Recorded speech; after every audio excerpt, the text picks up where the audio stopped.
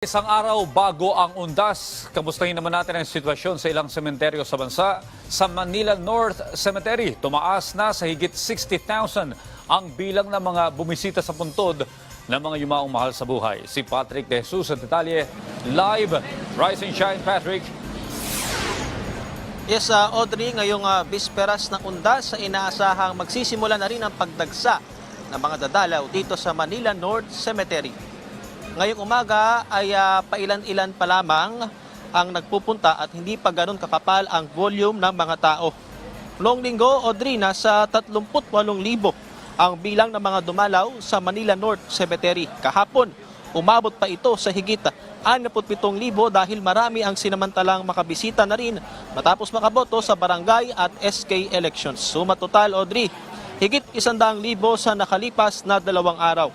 Pinapayagan naman na ang pagpasok ng mga bata dito sa sementeryo. Pero kailangan nila magparehistro sa command post ng Social Welfare Department dito ng Manila Local Government Unit.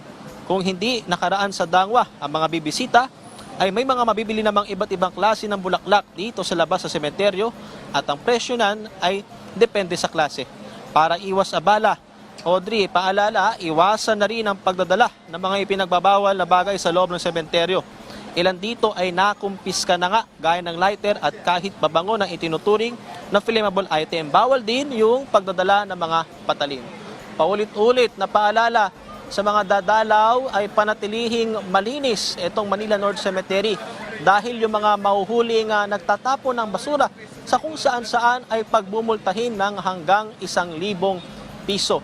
Audrey, para naman doon sa mga senior citizen at mga PWD, ay doon sa gate ng sementeryo ay mayroong mga naka-standby dyan na wheelchair at meron ding libreng sakaya na e-trike papasok sa sementeryo. Audrey, paalala rin pala, yung may mga dalang hayop, yung mga pets, bawal po yan dalhin o bawal silang isama sa loob nitong sementeryo.